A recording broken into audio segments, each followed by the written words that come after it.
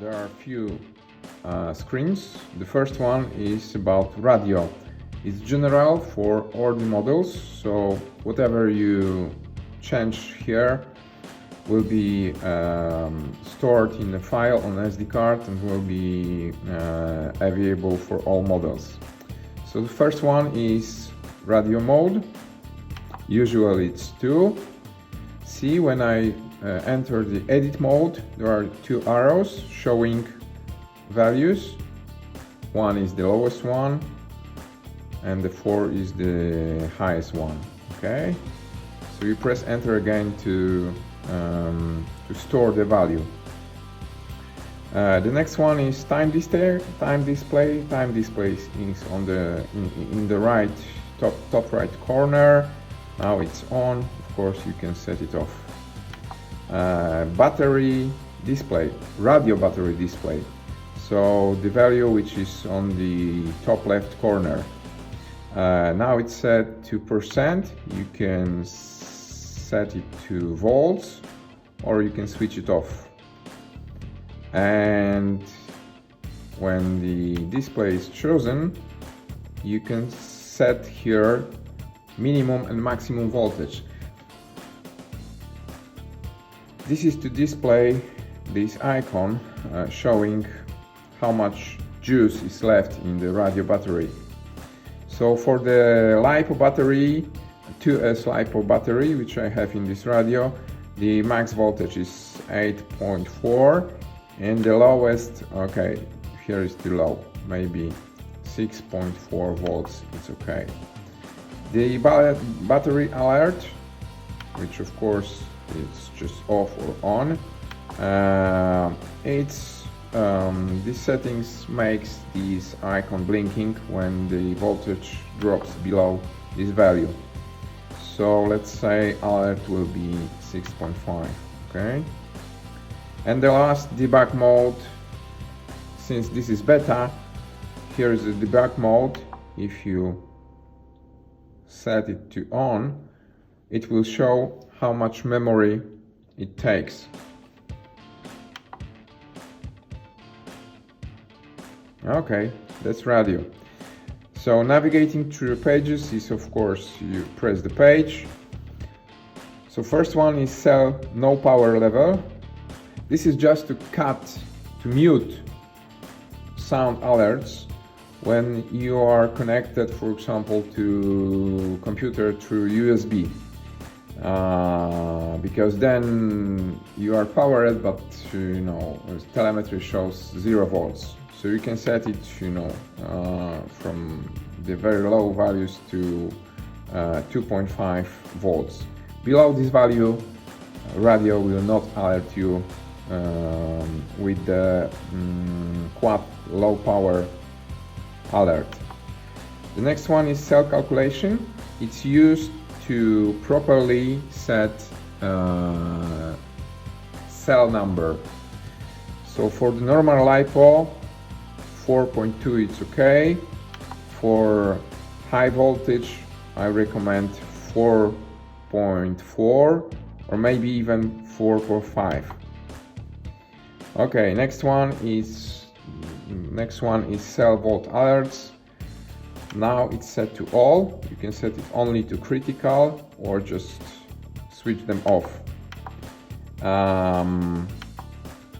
So this is very similar to Betaflight OSD alarms. When you have critical value, it will beep very, annoyingly, and when you have voltage below the low value, it just, beeps, reminding you, hey, we are low.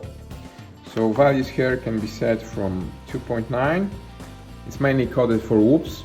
Some guys fly, LiPos, 1S LiPos down to 2.9, 2.8, and the max is of course 4.1, but usually the critical will be like 3.6 and low like 3.7. Okay. Oh, here's the thing. when two options are connected, you know, the connected option will change while you change the previous one. What I mean, if I change critical above 3.6, the low will go higher because the low value cannot be lower than critical, all right? So yeah, let's set it to 3.6, then critical to 3. Okay, very safely 3.8. Okay, next page is telemetry. As you can see, I've selected Crossfire protocol. This is very simple, just Crossfire and FrSky. Okay, you can set RC link alert, which is again critical, or set off. This is default values recommended by TBS. 70% of LQ is critical and 80% is low. For FrSky, you've got this RSSI, so the critical value will be around 30 dB and low value will be around 40 dB. But you can of course set your own. Alright, next one. This is to show the correct position of throttle limiter. For the time being, it's not coded yet to set throttle limiter automatically because it needs to change the mixer line. So these options are just for showing properly the visual indicator of throttle limiter. So basically, throttle channel is the channel that throttle is assigned to, and limiter output is usually one of the potentiometers or sliders to limit throttle. Now I can show you the nice feature. What I mean is that you can select, as always, manually channel, but you can also auto sense this channel. Just move the stick right with your throttle and script will sense the input. So my throttle channel is here, it's channel 3. Same is with the limiter input. You can move the slider here or here. Alright. I used to have throttle limiter here on second on S2, which is potentiometer, second potentiometer. Okay, and the last screen, config screen, is for modes, which means dashboard indicators to show you status of your quad. So as you can see, there are a few selected modes like arm, gyroscope mode, angle, horizon and air mode, flip mode and buzzer. So what you can do, you can auto sense the switch, okay, like here. For example, your arm is on SG switch with the down position, right? And then let's say gyroscope mode or flying mode is on SD. So let's sense this. Angle will be in up position. Horizon will be in middle position. Oh, sorry. Here you can see when there is auto sensing, you can also switch it manually. So just press enter after auto sensing. Horizon in mid position and air mode in the last SD down position. All right, let's assign flip mode to, let's say, this 2 position switch SF and buzzer here. And it's done.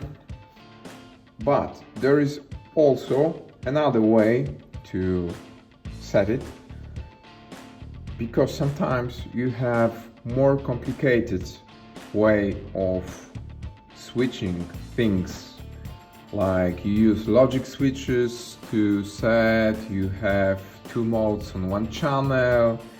That's why you can choose your aux channel.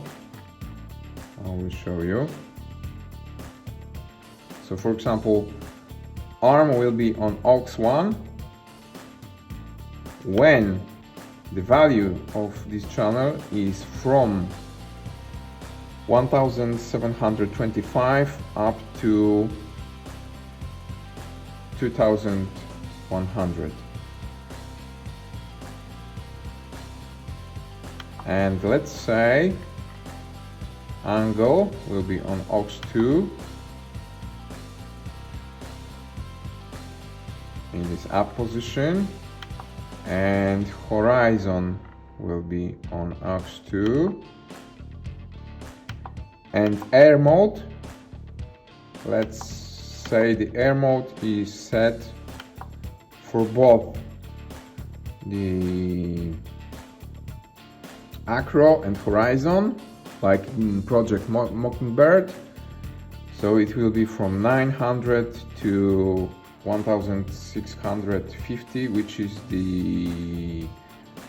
the highest value of horizon mode. All right. Flip mode is on the switch and the buzzer is on the switch. So we can mix those two and it still works. And basically those values are values you just write down from the Betaflight tab mode or CleanFlight or AIM-Flight tab mode. Yep, that's it.